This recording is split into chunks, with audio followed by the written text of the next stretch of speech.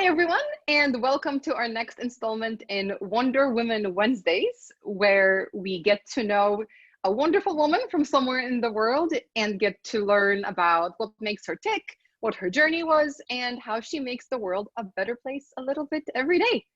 And today, I have a lovely guest joining me from India, Neeraja Ganesh. Did I get it right? Yeah, Neeraja Ganesh. Neeraja Ganesh.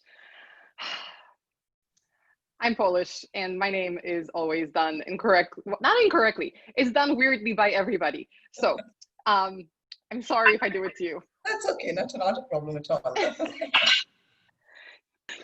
So Neeraja has been referred into this wonderful series by one of our own ladies at Coacharya, Smita. And the two of you crossed paths during one of the things that you do as part of your life. So I'm very excited that not only are you joining me here today, but that there's a personal connection. That's always really nice to, actually know the product of your work. True, that's true. So let's jump right in and get to know you a little bit. Let's maybe start with where you are today, and then we can look at how you got there. So what are you busy with these days? So the way I tell people what I do is I have a day job, which is a Monday to Friday job at a college. So I am from Bengaluru in Karnataka, and there is this very famous institution, educational institution in Karnataka, which comes under the National Education Society of Karnataka. It runs 17 educational institutions under it, starting from primary schools up to high school, pre-university, undergraduate and postgraduate courses. So my role, and I got into this particular role last October 2019, it is to build the industry academia connect. So if you realize more and more skill-based multidisciplinary curriculum is the need of the hour, when our students graduate out from colleges, they are called out to be not really workforce ready. And then the companies have to invest a lot in terms of training them. A lot of them do not even get placed because they probably are not up to the mark in terms of what the industry needs. So how does an educational institution get to know what the industry needs unless and until the industry comes and tells us what it is all about? So the role was basically and continues to be interact with the industry experts under the various disciplines. So we have science, we have commerce, we have humanities. So interact with what is really relevant and required today and try and build the curriculum around it. So we could even be introducing the courses, or we could be doing add-on electives, which kind of the regular curriculum will have, say, one subject paper, which is additional, which will, be more relevant for what the requirements of the industry.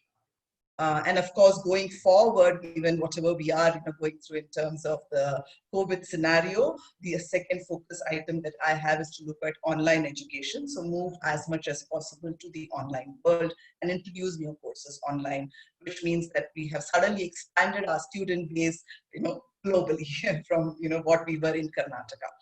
So that's my day job, Monday to Friday. But I also do a lot of freelance work. I also consult with a couple of organizations. So the freelance work that I do is in terms of doing a lot of trainings, leadership trainings, workshops, which primarily is focused on women. Because that's my passion area. I really want to help women grow to their complete potential and realize their dreams. And also a lot of work in the student space, because I realize why should one wait to go into their careers and 10 years later realize that, oh, I should have learned this. Nobody told me, nobody guided me in this space. So largely to a group of women and students. And of course the cusp is that if they are girl students, all the more better.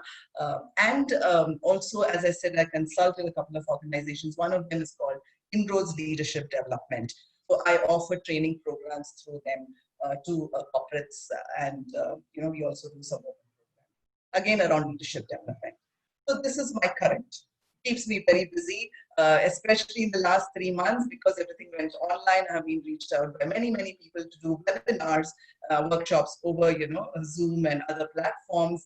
And it has kept me really, really busy. So I'm glad. I'm glad that, I've been able to use my time well. But prior to that, I was heading the Jobsforher Foundation. I did that role for about 18 months. And before that, I was part of the software industry. I worked for 25 years in the information technology space. My last corporate stint was with a company called Capgemini, again a global organization. I was heading the delivery for IT projects for banking clients there. Quit from there in 2017 because I thought, enough of the corporate work space. Wanted to do something on my own, but it is hard to start off, something on your own when you cocooned for 25 years in these large monolithic organizations. You really don't know what's happening in the outside world and how do you start something of your own. So while I was toying with that idea, I had already, done some work for Jobsforher. I'm a mentor on their portal. I volunteer with them. And they were looking to start a not-for-profit foundation. And I was asked if I would head that. And I just kind of grabbed that opportunity because it's a passion. And if that becomes your job, then why not? So that's how my second stint in my career was heading a not-for-profit foundation. And then now is, mainly in the student space, but of course, a lot of other freelance work. So that's. Tell me about Jobsforher. What does the company foundation do? Okay, so Jobsforher has two entities. One is a for-profit entity. The founder of Jobsforher is Neeraja Ganesh, and they are about 5.5 years old now. It was started to help women on a career break restart their careers. And the realization that such a platform is needed for women on a career break came to Neha because she herself took a break when she had her 2 kids. And then when she wanted to get back, of course, it was easy for her to get back because she was working along with her husband in their business. And when she looked around and asked her friends why they were not getting back to work after the break that they have taken, mostly for maternity purposes, they said it's hard. No company, hires women on a career break. And that's when she decided to start a platform, which started as an online job portal with a difference from any other job portal. The difference is that it has only women on a career break on its database, and only companies who are open to hiring women on a career break can come and post their jobs here. Right? So then you know that you're going to get a woman on a career break, to apply, and don't ask her those questions around why did you take a break and why should I hire? Right? So that was, the basic reason for starting the platform by her. Of course, it has grown in the last 5.5 years. If you see the portal now, you have aspects of mentoring, reskilling, and also a lot of communities that have come up, because how much can you mentor somebody, right? Self-help is the best. So if you are a part of a community, a peer group, which is also in the same situation as you are, then you kind of get help from others, take help from their experiences, or you yourself are able to guide others. So a lot of communities are also there on this platform, and specific communities in terms of, for example, if a woman is from IT, then there's a women in tech community, there's a women in testing community, and plenty of those. So that's the for-profit entity. The not-for-profit foundation, which was started in 2018, January, and that's what I went on to head, was not looking at jobs. The main premise of the foundation was to look at the women's mindsets, because a lot of time, this is where it, kind of stops. Either it takes you forward or it kind of, pauses you, halts you. And the way we wanted to give a positive mindset to the woman was to expose her to what's happening around the world. Today, I think because we are online, we are forced to kind of go and look out for resources online. But I think prior to this, you wouldn't see too many people Googling for things or, going online to read and check up what's happening around. So what we observed was that if someone has come from a particular domain, for example, I was from technology, I told you 25 years of technology, then the only thing I think for me the future holds is to get into another technology organization and do a tech job. But look at me, after 25 years of tech, I did a not-for-profit foundation. Absolutely very different. And then after that, now I am working at an educational institution. So the point that we wanted to emphasize via the foundation was that there are opportunities, plenty of opportunities. You need to just go out there and say, attend some workshops, attend conferences, network, meet people, read up, learn, and match your competencies to the requirements that are there. This was something brilliant, which I also kind of heard at a conference, and I tell everyone, especially the young students today and the women, that what is your competency, basic competency? Skills can be learned. I can learn any programming language. It doesn't, it's not very hard today. But my core competencies might be communication, might be influencing outcomes, right? Problem solving. And if I were to look at these competencies and then see which particular kind of a role needs these competencies, I can, apply for that, and I could possibly get, employed there. And that's exactly how I got the role for the not-for-profit foundation, because my collaboration skills are great. My stakeholder management skills are very good. And what does an NGO need? It needs to partner with, many other organizations. My team management skills are great. So what do I need to do? I need to build communities. My communication is great. So it's good for me to, reach out via whatever medium and ensure that, what we are doing is heard. And that's what we wanted to do with the Not-for-Profit Foundation. And we did, in collaboration with a lot of partners, many events across variety of topics. It could be starting from parenting to technology to entrepreneurship to specific technical skills, come what may. And we just let our community members go and attend these events. And we saw the mindset shift, because now there was a realization there's plenty out there. It's just about mapping what I like, what I aspire to, and whether my competencies suit this. So let me look for an opportunity in that space. So that's what the foundation does. It's amazing work, and it's super needed. One thing that's coming up for me is the whole issue of confidence gap between men and women. Right. And for those people who are watching who don't know what that is, it's this innate thing where women constantly look at things they are not qualified to do and go, well, I shouldn't pursue this because I'm not qualified. Whereas men go, I don't know these skills, but you know what? I can talk my way around it. I think I can do it. So we have a lot of men who are applying for jobs that they are underqualified for. And then we have women who aren't applying for jobs that they're actually overqualified for. So how do you address that in the programs before and, in your current work right now? That's right. And it's true. It's true of women across. I am also a mentor at a new platform called as Aspire for Her, started 3 months ago. And this is for girls in the age group of 18 to 25. So whether it's that group of women, girls, women, or it is the ones who are in jobs and rising in their careers, who have taken a break and looking to restart, or at senior leadership positions. Sometimes even me, right? The confidence gap. You're always asking yourself, am I good enough? Am I good enough? And probably one of the things is that we want to be perfect. We don't want to fail.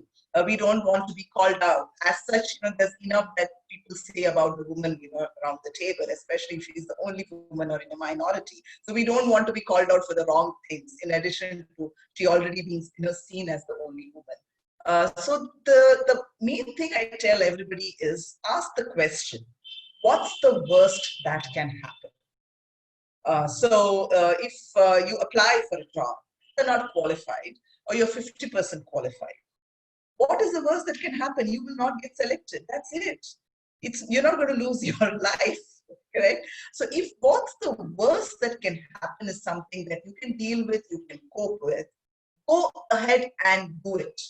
Apply, attend the interview, and see what is the feedback that comes your way. For all you know, you may get some feedback, but you may get hired to say that this is a small thing that you need to brush upon or work upon as you get into the role. But let's, bring you on board because you have other qualities which we need. Worst comes to worst, you have had an interview experience. You know some of the questions which you need to, work on. And at the next interview, you'll just be better. So that's my mantra. And that's what I tell everybody. Ask the question, what's the worst that can happen? And that will automatically give you confidence.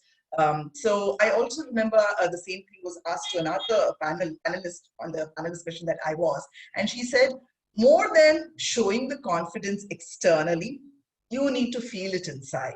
The minute you feel it inside, the rest of the world is a forgotten thing for you. You just go about doing it fine.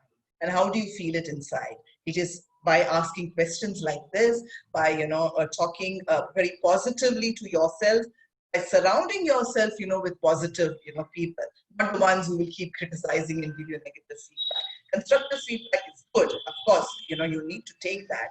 But there's a lot that you need to tell yourself that I'm good enough. I'm good enough. And if I'm not, I will learn and I will move on. So that's how I address this most of my talks. I love that question. I use that all the time. So any of the women who are working with me are probably going to be laughing when they watch this because like, oh my God, what's the worst that could happen? And the flip side of that, once you get through that, well, what's the best that could happen? There's just so much opportunity there. Right. Love it, love it, love it. But you know what? This whole idea of, yes, feeling confident inside, it's what we need, where we need to get to. But that's hard for many people. And, as I'm almost 40. I'm turning 40 in 10 days and I'm terrified. I don't know why, but I am. I need to get over that. Whole other conversation. So, let me tell you, we have another thing in common. Both of us are Cancerians. My birthday is coming in 3 days. What day? 3rd of July. 3rd. 11th. Okay. High five. Good job. Yeah, so I need to get over that bit. But when I look back at different stages of my life, I actually started plotting my confidence based on, well, first of all, my age, and then I started adding kind of major events that happened, so I could kind of understand where my own confidence went up and down, and it was a real struggle for some parts there. So for me, it's been a journey in self-awareness and a roller coaster of self-confidence.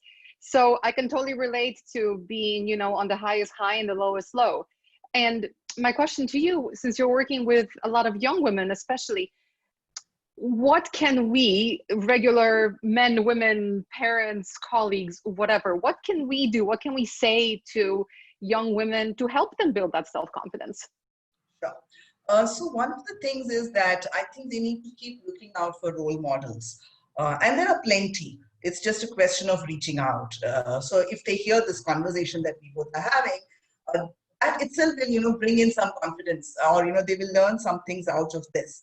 And this kind of content is available in plenty today, whether it is through podcasts, whether it's video interviews. So you really don't have to, say, where do I find?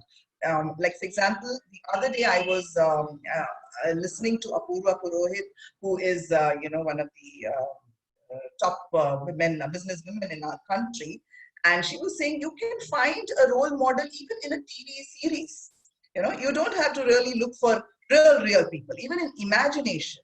And she was quoting some research where she said that if there is a series which talks about a woman who's gone through at times, and in the series they show how she's transforming herself, that itself gives a lot of confidence to the viewers.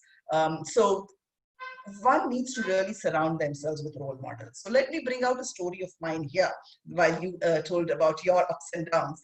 Life is that way for everybody. It's not that we are where we are, we've always been like that. So my story is that I come from a very conservative traditional family in India. And I'm the only child, and I was brought up in a very protective environment.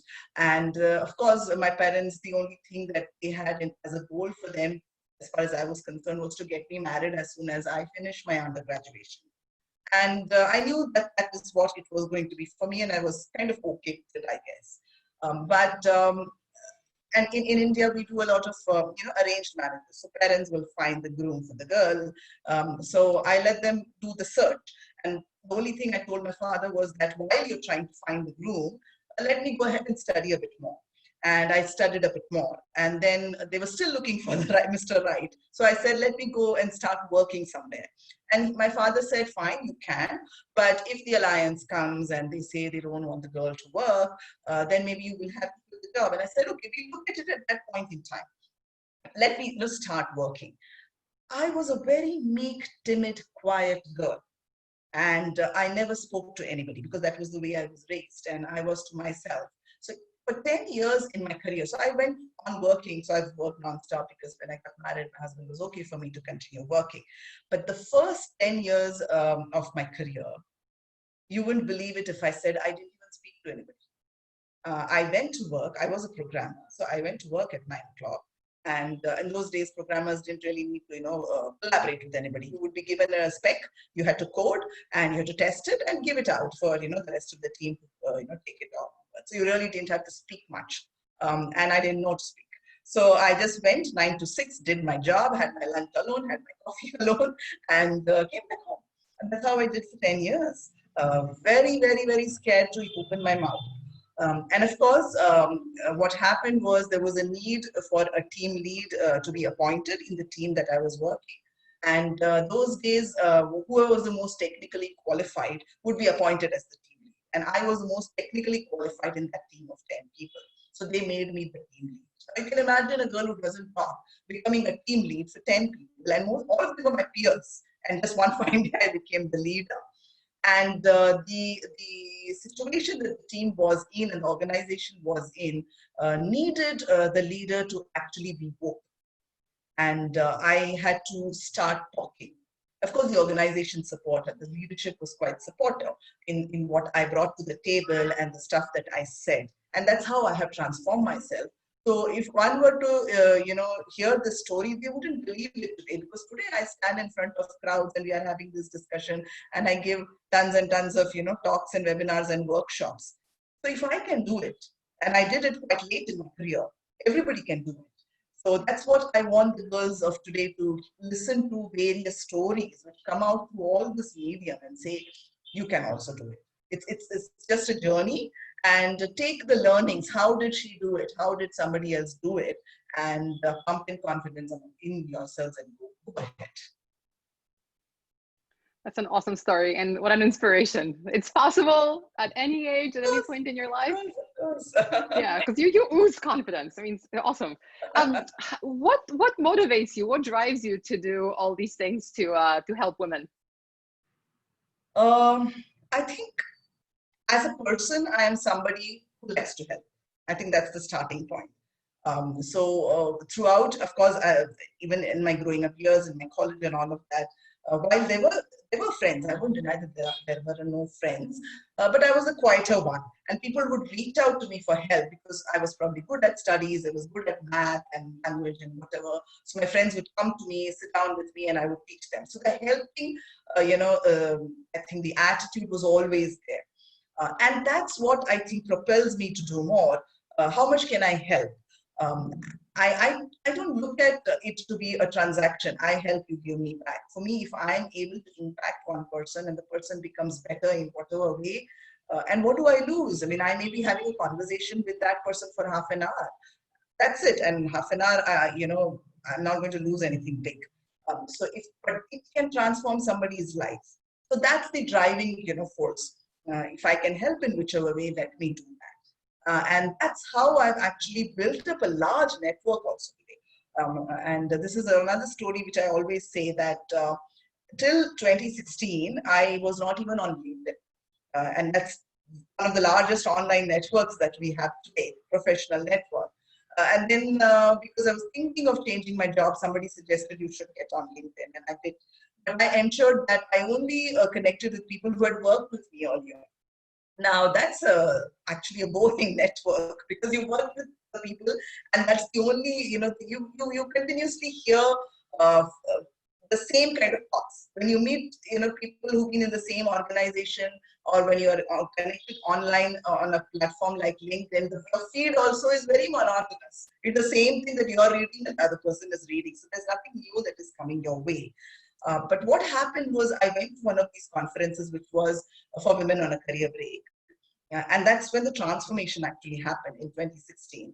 I went to a conference and I realized that women on a career break are really, really struggling.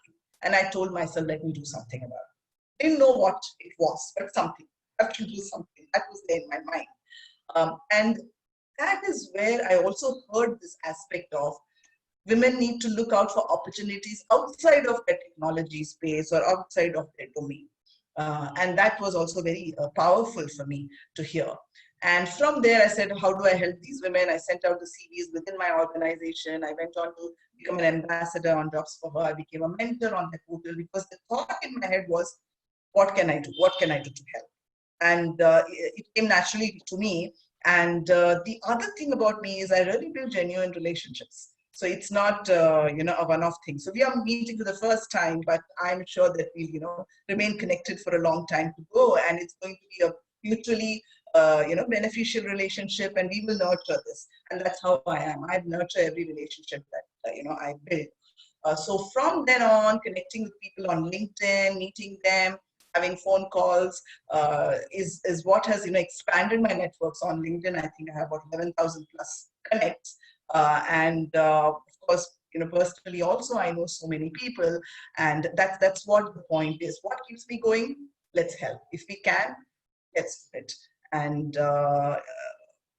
that networking comes very easily for me. I tell everyone you need to be part of networks, and don't get the term wrong.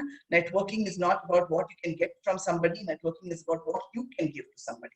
And when you build a relationship that way, that will give you back someday, for sure. I know that for sure. So yeah, the thing that keeps me going and doing all the things is, how can I help? How can I make a difference, even if it is in one person's life? And I started doing it for one person, and look at where it has brought me today. So that's what keeps me going and wanting to do more. So what is next for you? What is next for me? Of course, the student space, as I said, in whatever way I can impact, and hence I keep looking out for opportunities. I am with the college. I'm a mentor on the platform that I told you, Aspire for Her. So any kind of opportunities that come that way to impact and influence them, for sure. Something that I started doing a couple of years ago. So whenever I give talks, people come and tell me that it was very inspirational, and there are a lot of actionable insights, right? It's not academic research. What I'm talking about is, from my own experiences. And if it has worked for me, it can work for many others. So that's how I kind of always, do my sessions. And when people started saying it is really inspirational, I said, I want to reach a larger audience. And I started writing, because that's one way to reach a larger audience, because I can't keep giving talks in conferences. So I started writing. While I have not been very, very frequent with it, but with every piece that I write, again, I get the same feedback. Somewhere in my mind, and I'm telling you, you're the first person probably who's hearing this, I may do a book. I may write a book, because that's something which is, continuously on my mind, that can also reach a much larger, audience. So maybe I will start on that, but I will continue doing what I'm doing in terms of, reaching out and helping and making a positive difference. And I may also definitely do that. Men can also come and talk to me. It's not that I don't want to talk to the men. Of course, I'm a little biased towards the women, but I also do, sessions for men. I also coach, so it's open. Anyone who needs to be helped will be helped by. All inclusive. That's really awesome. And first of all, yes, write that book, because I will not only read it, but I recommend it. And I have not seen you speak at a conference, but honestly, like, it's a no-brainer. Like, in the first 5 minutes of this conversation, yeah, you're inspirational and pretty amazing. Thank you. Yes, write the book. I will do our best to spread the word about it. I wasn't even going to ask you this, but I'm going to now. A lot of times when I speak to women, whether it's through these interviews or just in some other way, when we're talking about supporting each other and supporting women in our communities, a lot of us, and I do this too, we tend to mention, oh, it's not like we're excluding men. Why do you think we're so compelled to always have to acknowledge that we're not excluding men, even though we actually are not excluding men? Right. We're just helping out women, but we always vocalize that. Why do we do that? I think for me, the reason I said it was when I came out of the Jobsforher Foundation and I wanted to do some trainings and workshops, and I put it out on social media. I put out a workshop promotion. I got 95 women to register for it. not a single man. And nowhere in the promotional material I had said this is for women alone. So I realized that not consciously, but somehow the brand that has been built or it's gotten built for me is that I do a lot of stuff for women, which is right. But I think unless and until a man also understands what a woman goes through and a different perspective, maybe he doesn't realize that, this is why a woman, says this. For example, the confidence bit, right? And many have said, I'm offering a promotion or I'm offering a role to this woman and she says, maybe not now. So the men come back and say, because women are always saying no, so why should I even go and offer it to the woman? But the man needs to understand it is because of certain ways the woman has been brought up. It's there in the psyche of the woman. And hence, the man will have to nudge her a little bit more and say, hey, come on, take it up and we'll see what we can do. I'm there to support you and the organization will support you. Now, unless the man understands that, he's not going to do that. So that is why also that we need to include men in these conversations. Men will not know that. It's only when a woman talks to a man, she will tell him that this is the perspective that a woman has, or these are the challenges that a woman has. You just need to kind of ensure that you're aware of this and take her forward in organization. So maybe that's the reason. These are the two reasons that I say that I'm happy to talk to men also, because it was a shock to me. Why is it that not a single man is registering for my workshop? But we have to be inclusive. And this is something I've heard from many men. So you keep doing these women conferences, women workshops, without having a man in that workshop, nothing's going to change. Which is also true, right? While we can change a woman's mindset, a man's mindset also needs to be conditioned to understand that. So the men also have to be part of anything that we, organize and, do. Totally fair. So for women who, obviously you took control of your life and your career, and you're amazing and successful and inspirational. But like you said before, you had a good 10 years where you were super quiet at work and you were raised in a very conservative family. And many women are still in that same spot, right? In India and other places in the world where they are in conservative families and they kind of have their place and that's that. Sure. How can we help them, or what advice do you give to those women to, take a bit more of control of their own life? Yeah, so I think the question about what's the worst that can happen is the first question, right? So for me, I think that was the first question. What's the worst that can happen? I went and spoke to my father. He had clearly told me that I'm going to get you married. But I said, let me have the conversation. What's the worst that will happen? He will say, no more studies. That's the worst. I will not be worse off than where I am today. But then he said, okay, go ahead and study a little more. And go ahead and take up that job. With the caveat that if at all you have to leave, then you have to leave. And I said, fine. And this is where I always bring out, Sheryl Sandberg's Lean-In book, and I quote where she says, don't leave before you leave. Most of us, in our mind, we will think of 5 years later, this will happen. I will get married, or, I will have kids, and how will I manage the situation when that happens? And thinking of that, today, take the job, or you take a job or a role which is not as challenging as, you would have really wanted to. And you've already left before you actually had to, leave. And I will again quote the story of one of the girls when I was in Capgemini. She was a fresher hired from college, and she comes from an agricultural family, and probably not even the first girl, I think the first generation to go to an engineering college. And when she finished the college, her father said, go and pick up a teaching job because the hours are, very well contained, and it will whenever you get married and have kids, it will go along with the school curriculum. You will get, leave and all of that. And she rebelled and she said, no, I want to get into an IT field. So I have nothing against, becoming a teacher. It's a very noble profession and we need good teachers. But if the ambition was to get into a technology organization, she might get married, which will be 3 years later. And if she had to leave then she can leave after 3 years if needed to. But why do you leave now itself? If so in my case, that's exactly what I did. I did not leave. I said, whatever opportunity comes my way, small or big, I will grab it. I will, see how far I can go. And the second thing is I'm extremely passionate about whatever I do and extremely sincere. So I do things very well. So if I didn't speak, that didn't matter. The work was good quality. So that is something I was, very clear and sure about. So that's the first thing that I would say. Ask the question, what's the worst that can happen? Two, don't leave before you have to leave.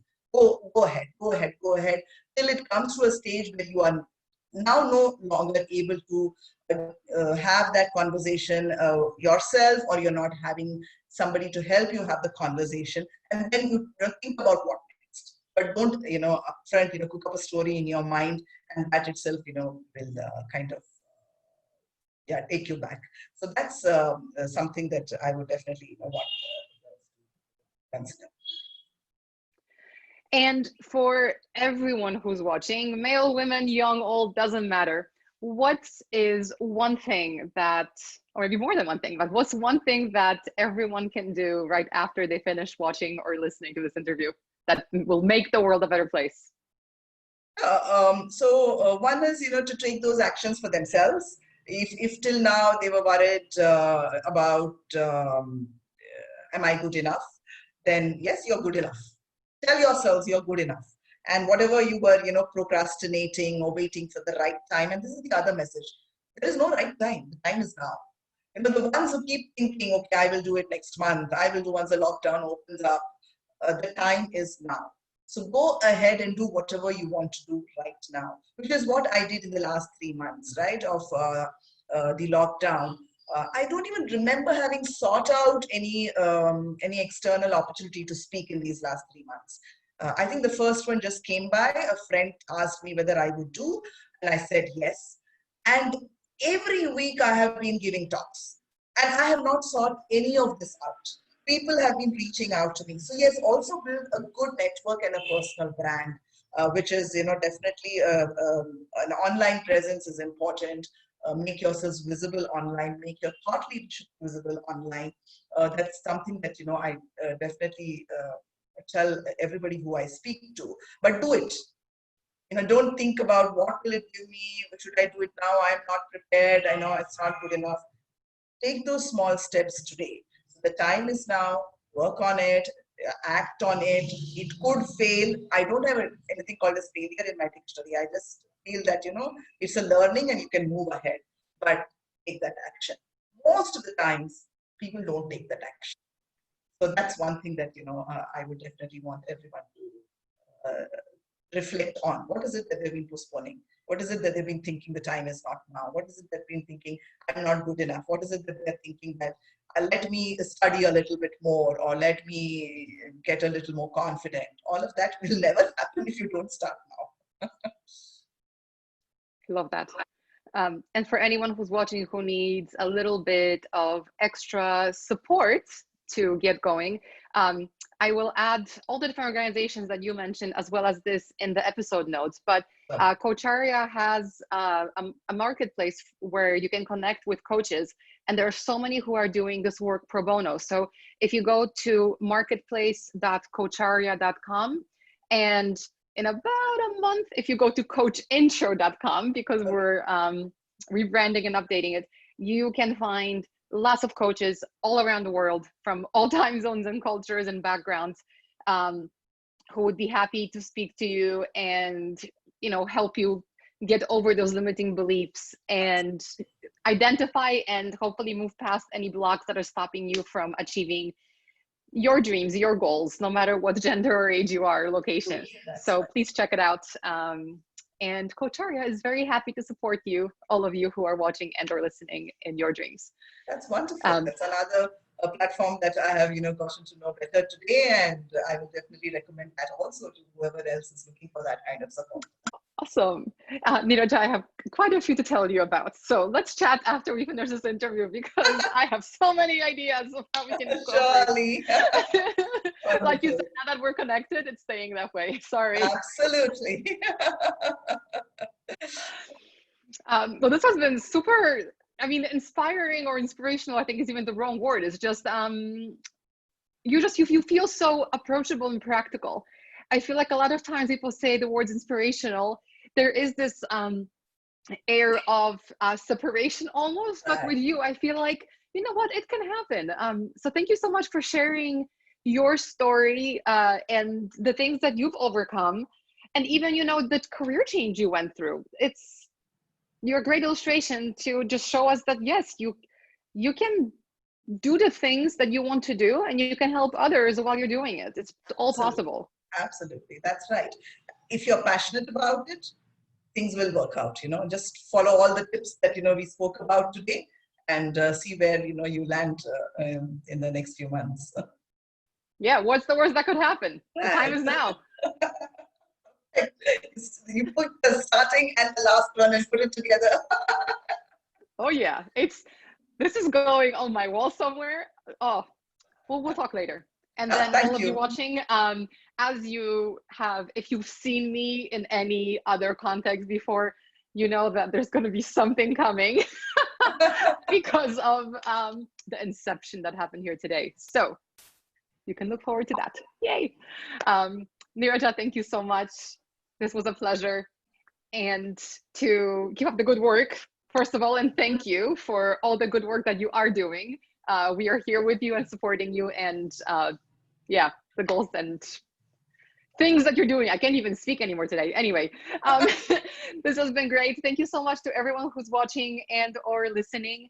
And I will see you here, or hear you here next time, next week, with another Wonder Woman that we will get to know and support and learn how she makes the world a better place. Thanks, everyone. Thank you so much, Magda, for having me, and Coacharya, thank you for this opportunity.